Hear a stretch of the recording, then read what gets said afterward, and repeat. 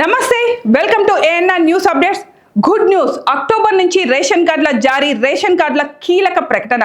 తెలంగాణలో రేషన్ కార్డులు, హెల్త్ కార్డులు జారీ ప్రక్రియకు సంబంధించి కీలక అప్డేట్ వెల్లడైంది.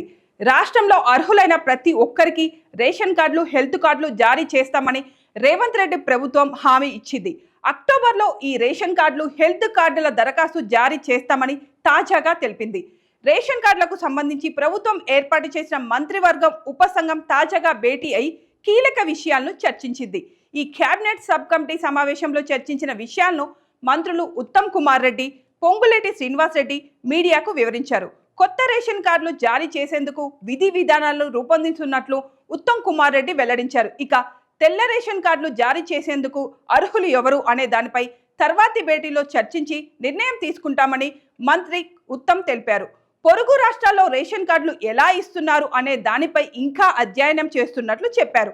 రేషన్ కార్డుల నిబంధనలు ఎలా ఉండాలి అని అన్ని పార్టీలకు లేఖలు రాశామని, దీనికి స్పందించి కొంతమంది ప్రజాప్రతినిధులు విలువైన సూచనలు, సలహాలు అందించినట్లు పేర్కొన్నారు. వారు ఇచ్చిన సూచనలు కేబినెట్ సబ్ కమిటీ చర్చించినట్లు మంత్రి ఉత్తమ్ కుమార్ రెడ్డి వెల్లడించారు. ప్రస్తుతం రాష్ట్రంలో దాదాపు 90 లక్షల రేషన్ కార్డులు ఉన్నాయని మంత్రి ఉత్తమ్ తెలిపారు. వారందరికీ ఉచితంగా 6 కిలోల బియ్యం ఇస్తున్నామని చెప్పారు. గతంలో అధికారంలో ఉన్న బీఆర్ఎస్ ప్రభుత్వం కేవలం 49,000 రేషన్ కార్డులు మాత్రమే ఇచ్చిందని గుర్తు చేశారు. ఇక అవి కూడా ఉప ఎన్నికలు వచ్చిన నియోజకవర్గాల్లో మాత్రమే రేషన్ కార్డులను జారీ చేశారని మండిపడ్డారు. తెలంగాణ రాష్ట్రం ఏర్పడిన తర్వాత రాష్ట్రం మొత్తం ఎప్పుడు బీఆర్ఎస్ ప్రభుత్వం రేషన్ కార్డులు జారీ చేయలేదని విమర్శించారు. తమ ప్రభుత్వం పారదర్శకంగా రేషన్ కార్డులు జారీ చేస్తుందని చెప్పారు. సెప్టెంబర్ 21వ తేదీన మరోసారి కేబినెట్ సబ్ కమిటీ భేటీ నిర్వహించనున్నట్లు వెల్లడించారు.